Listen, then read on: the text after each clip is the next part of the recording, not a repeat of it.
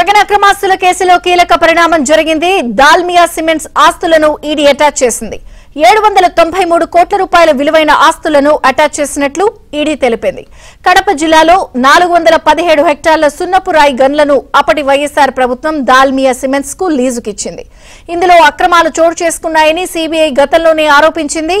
జగన్ తో కలిసి దాల్మియా సిమెంట్స్ అక్రమంగా సున్నపు రాయి గనుల లీజులు పొందినట్లు సీబీఐ 2013లో ఛార్జ్షీట్ దాఖలు చేసింది.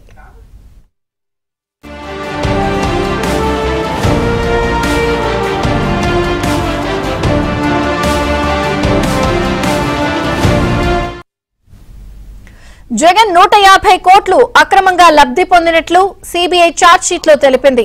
రఘురామ్ సిమెంట్స్ తో 95 కోట్ల విలువైన షేర్లు, 55 కోట్లు హవాలా రూపంలో దాల్మియా సిమెంట్స్ ఇచ్చినట్లు అభియోగం మోపింది. సీబీఐ ఛార్జ్షీట్ ఆధారంగా మనీ లాండరింగ్ కోణంలో ఈడీ దర్యాప్తు చేపట్టింది. 793 కోట్ల రూపాయల విలువైన ఆస్తులను అటాచ్ చేసింది.